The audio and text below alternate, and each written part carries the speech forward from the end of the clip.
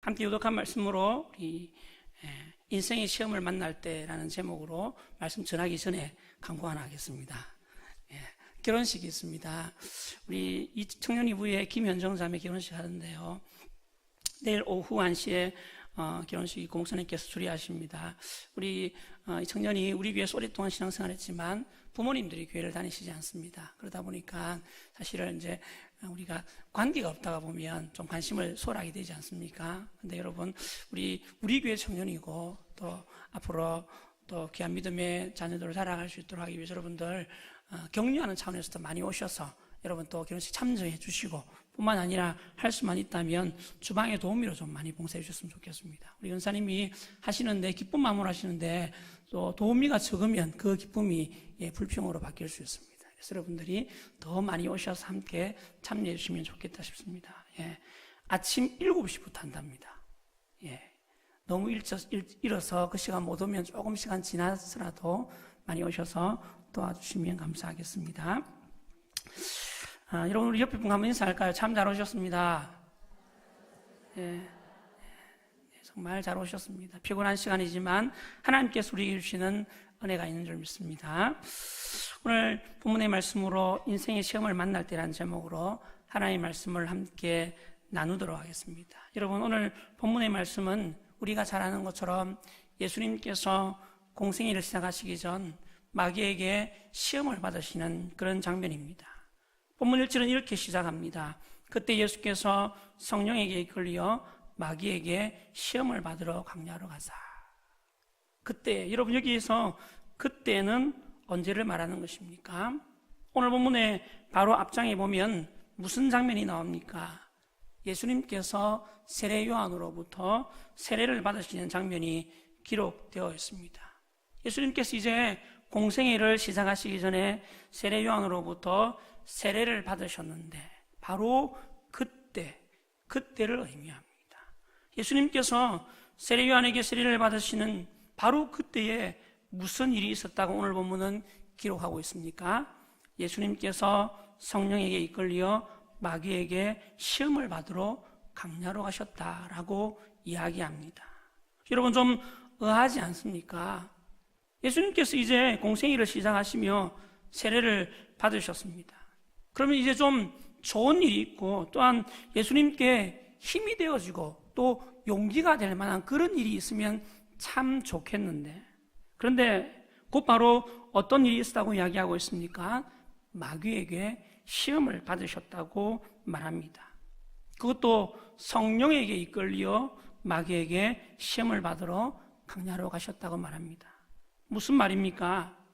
예수님께서 마귀에게 시험을 받으신 것이 그냥 된 것이 아니라는 것입니다. 그러면 누가 그렇게 시험 받도록 하셨습니까? 하나님께서 성령을 통해 마귀로 하여금 예수님을 시험하게 했다는 것입니다. 예수님께서 공생애를 시작하시는 이 중요한 시기에 예수님을 마귀에게 시험 받도록 하셨다는 것입니다.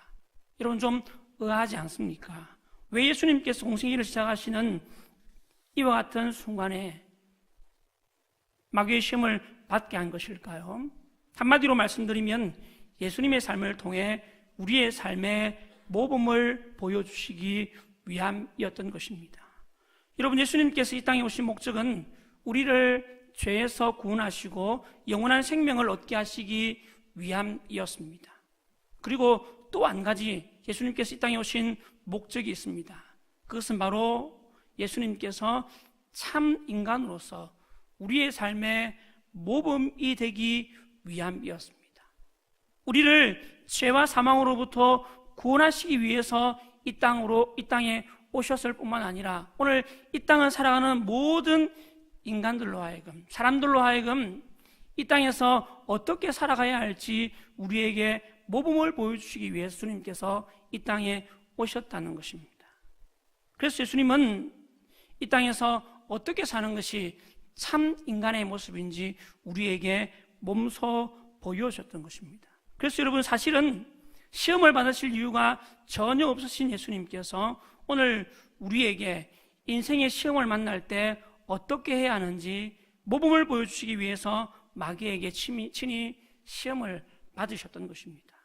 그러므로 여러분, 오늘 본문에서 예수님께서 보여주신 모범을 통해서 우리가 인생의 시험을 만날 때 어떻게 그 시험을 이기며 물리치는 삶을 살아갈 수 있을지 말씀을 통해서 잠시 교훈을 나누고자 합니다. 그렇다면 여러분, 인생의 시험을 만날 때 우리는 어떻게 해야 할까요? 같이 한번 따라 할까요? 첫 번째, 당황하지 말아야 합니다. 뭐 하지 말아라고요? 당황하지 말아야 한다는 것입니다. 마귀의 시험과 시련이 우리에게 찾아올 때 우리는 당황하지 말아야 합니다. 옛날 코미디 중에 있죠? 당황하지 말고 않고, 여기 있었죠, 그렇죠? 당황하지 말아야 한다는 것입니다. 다시 말하면 너무 염려하거나 걱정하지 말아야 한다는 것입니다. 왜 그렇습니까? 오늘 우리가 당하는 이 인생의 시험과 시련이 나만 겪는 것이 아니기 때문입니다. 여러분, 옆에 앉아 계신 성도님께 한번 물어보시겠습니까? 집사님에게도 시험이나 시험 같은 것이 있습니까? 한번 물어보십시오.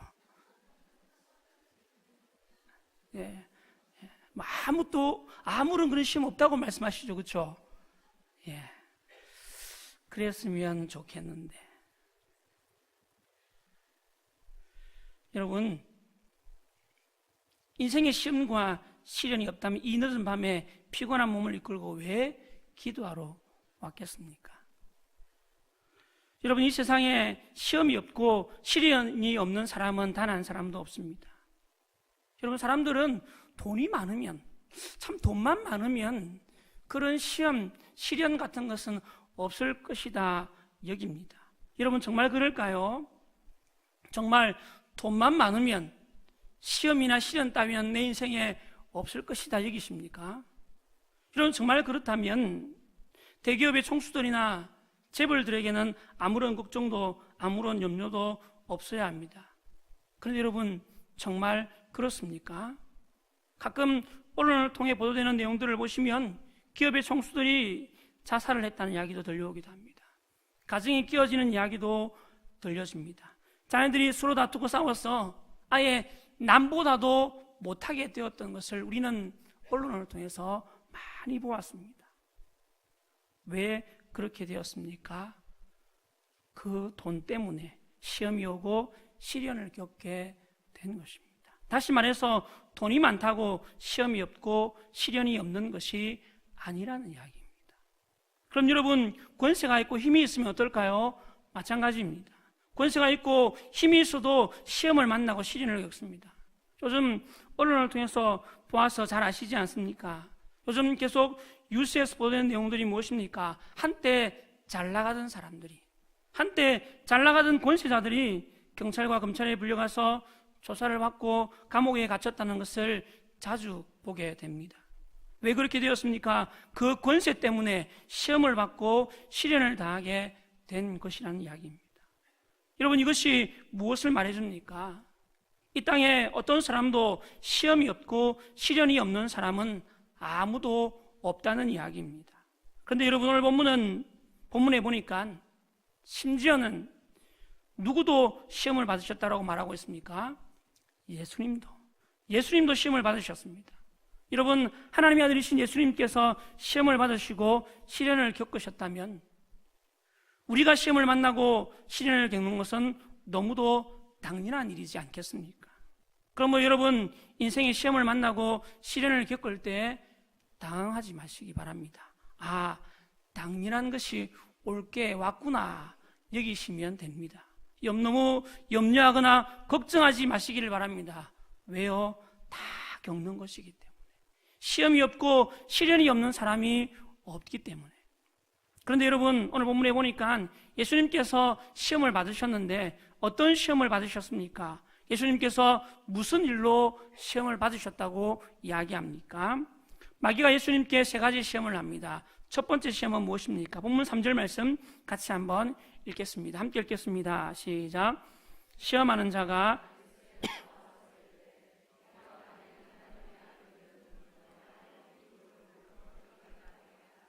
아멘. 여러분, 예수님께서 지금 어떤 상황 가운데 계셨습니까?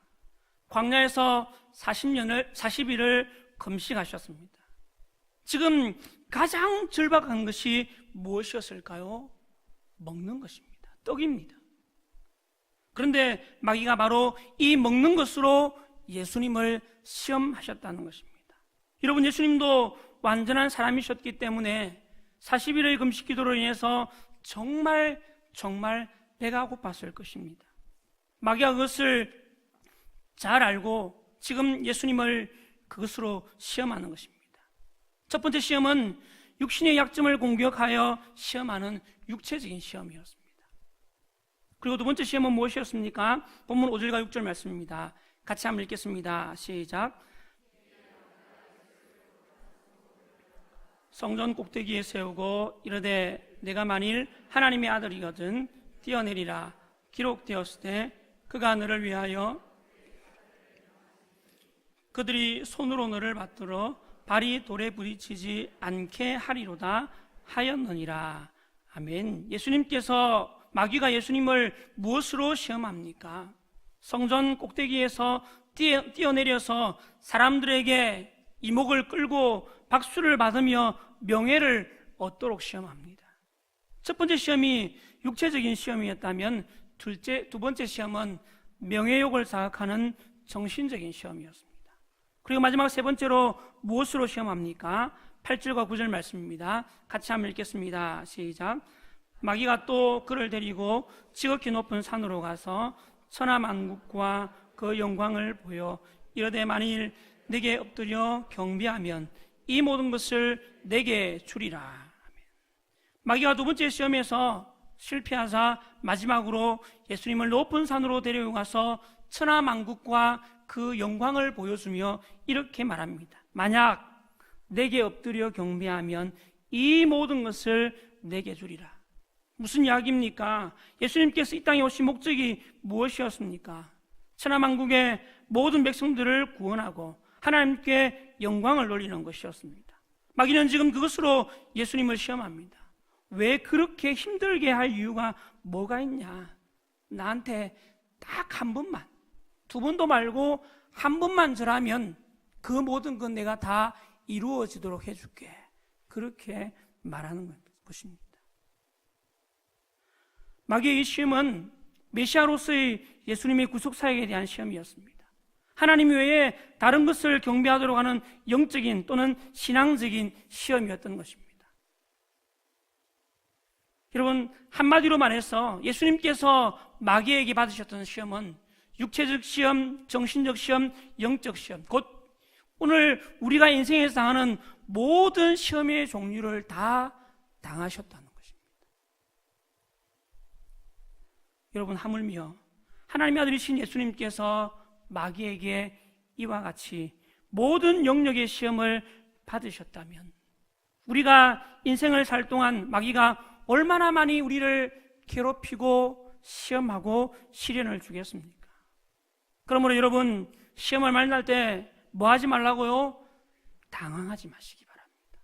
세상의 모든 사람들이 시험과 시련을 겪고 하물며 예수님까지도 모든 영역에서 시험을 받으셨으니 우리가 시험을 만나고 시련을 겪는 것 당연하다 여길 수 있는 저와 여러분이 될 수 있기를 바랍니다. 그런데 여러분, 가끔 성도들 중에서 작은 시험과 시련 앞에서 절망하고 낙담하는 사람들이 있습니다. 마치 자기만 시험을 받고 자기만 시련을 겪는 것처럼 여기는 사람들이 있습니다. 여러분, 오해하지 마시기를 바랍니다. 옆 사람 얼굴 한번 보시겠습니까? 아무런 시험이 없는 것처럼 보이십니까? 예. 여러분, 아무런 어려움이 없는 것처럼 멀쩡하게 앉아있지만 온갖 시험과 시련을 겪고 있습니다.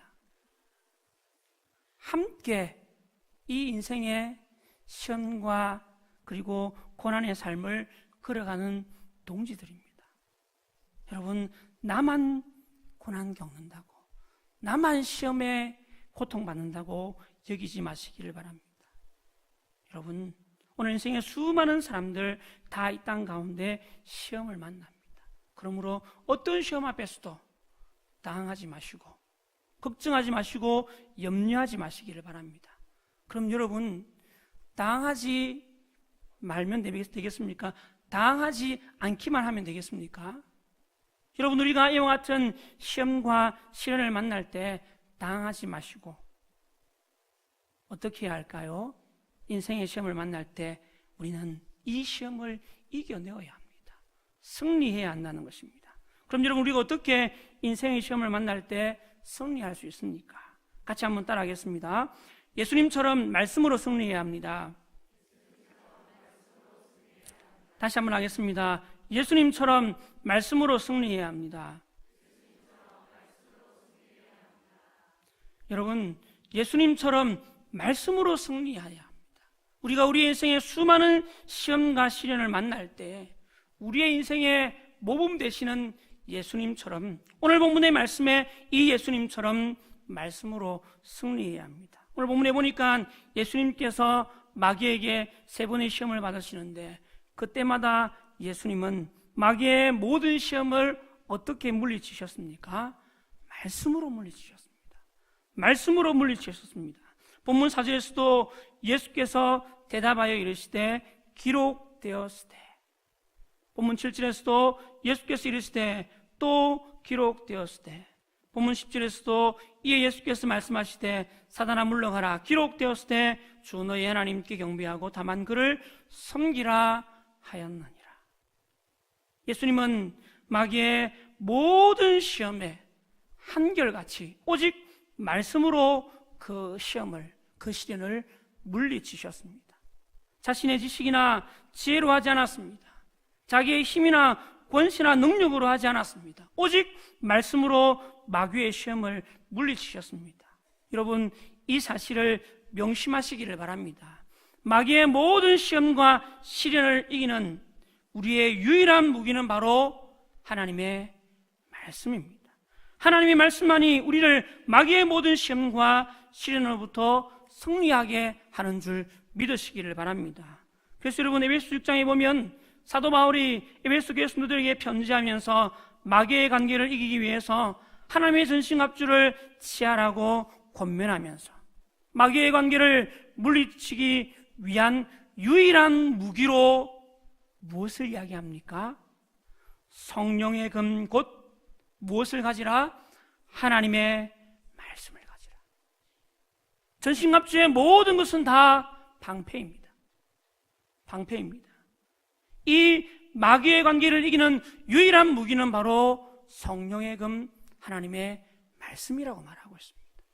하나님의 말씀만이 마귀의 관계를 이기고 마귀의 시험과 시련을 물리치는 유일한 무기임을 말씀하고 있습니다. 그러므로 여러분, 마귀가 어떻게 우리를 시험하고 오고 어떤 큰 시련으로 우리를 공격해 올지라도 우리가 성령의 금 곧 하나님의 말씀만 가지고 있다면 오늘 말씀에서 예수님처럼 마귀의 어떤 시험과 시련 앞에서도 싸워서 승리하게 될 줄 믿습니다. 그러므로 사랑하는 성도 여러분, 오늘 우리의 인생의 수많은 시련과 시련을 만날 때 당황하지 마시고 사단 마귀가 맞서 싸워 승리하기 위해서 성령의 금 곧 하나님의 말씀을 가지시는 저와 여러분이 될 수 있기를 간절히 바랍니다. 그런데 여러분, 제가 질문해 볼까요? 여러분, 사탄 마귀와 싸워서 이길 성령의 금 하나님의 말씀 다 가지고 있습니까? 가지고 있습니까? 꺼내보시겠습니까? 네. 오늘 금요기도에 오신 여러분들은 다 가지고 계시는 줄 믿습니다. 그런데 금요기도에 오지 않는 몇몇 분들 중에서 그 성령의 금이 없더라고요, 보니까.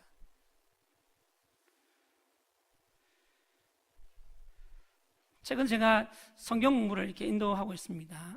예. 성경 쑥쑥반 맞습니까? 우리가 지어놓고 헷갈리는데요. 쑥쑥 자란다고 성경 쑥쑥반인데요. 예. 그분들 중에서는 교회를 10년, 20년 다니신 분들도 계시고 또 어릴 때부터 신앙생활 하신 분들도 계십니다. 그런데 보니까요, 생각 외로 말씀을 너무 모르시더라고요.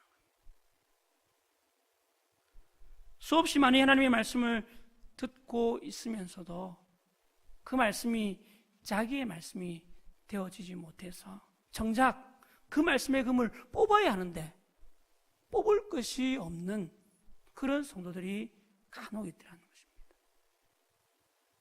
여러분, 왜 많은 교인들이 기성교회에 잘 다니다가 이단에게 빠지게 되는 줄 아십니까? 말씀이 없기 때문입니다. 여러분, 왜 많은 교인들이 돈이나 권세나 쾌락의 시험을 받을 때 그렇게 쉽게 넘어지게 되는지 아십니까? 빼들어야 될 말씀이 검에 없기 때문입니다. 여러분, 왜 많은 교인들이 작은 시험 앞에서 교회를 떠나고 믿음을 저버립니까? 시험과 맞서 싸울 성령의 검 하나의 말씀이 없기 때문입니다. 그 속에 하나님의 말씀이 없으니까 작은 시험, 작은 시련을 만나도 넘어지고 절망하고 낙담하고 버리게 되더라는 것입니다. 여러분, 목사님 저에게도 시험이 오고 시련이 옵니다. 여러분, 그럴 때 저는 어떻게 시험을 물리치고 시련을 이길까요? 말씀입니다. 여러분들과 동일하게 말씀으로 시험을 이깁니다.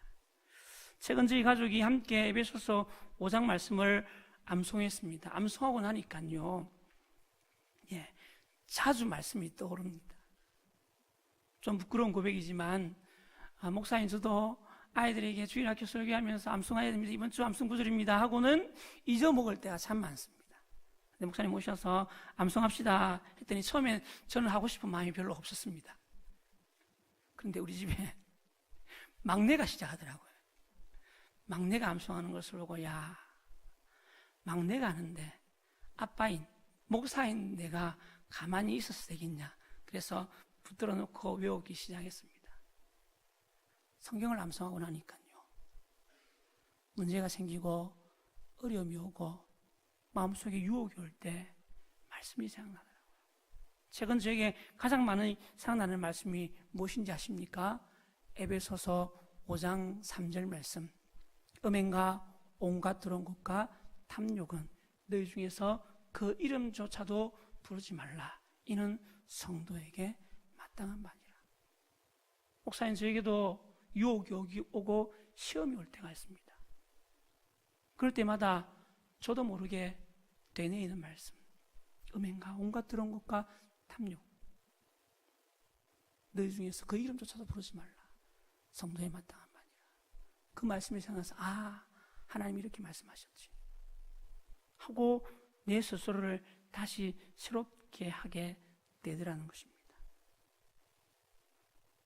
사랑하는 성도 여러분, 우리가 가진 말씀만이 사단 마귀의 어떤 시험 유혹 앞에서도 우리를 승리하게 만들게 될 줄 믿습니다. 여러분, 왜 목사님께서 성경 암송하라 하시겠습니까? 여러분 괴롭히고 싶었어요? 매주일마다 암송 잘하시고 계십니까? 매주일마다 한 구절 한 구절 암송했던 그 말씀이 여러분으로 하여금 수많은 시련 앞에서 그 말씀으로 이기게 하는 성령의 금 하나의 말씀이 될 줄 믿습니다. 그리고 여러분, 오늘 혹시 올라오시면서 보셨습니까? 1층과 2층 계단의 중간 부분에 뭐 큰 거 하나 없던가요? 성경 통독 나무가 섰습니다. 목사님께서 주보로 내는 것만으로는 부족하다. 붙여서 이렇게 도전을 주었으면 좋겠다 말씀하셔서 붙여놓았습니다. 여러분, 올 한 해는 이제 그냥 대충 넘어가겠다 생각하시면 절대 안 될 것 같습니다. 같이 성경 읽자는 겁니다. 여러분, 함께 성경을 암송하고 성경을 읽는 가운데 그 말씀이 여러분들로 하여금 여러분에게 다가오는 수많은 시험과 시련을 이기게 하는 능력의 성령의 검이 될 줄 믿습니다. 그러므로 사랑하는 성도 여러분, 날마다 하나의 말씀을 가까이 하며 읽고 듣고 묵상하며 암송함으로 말미암아 우리의 마음에 끊임없이 다가오는 그 시험과 시련을 말씀으로 싸워 이기는 저와 여러분 모두가 되시기를 주님의 이름으로 간절히 축원합니다. 그래서 그 말씀의 능력으로 승리하는 삶 살아가는 저와 여러분 모두가 되시기를 주님의 이름으로 간절히 축원합니다.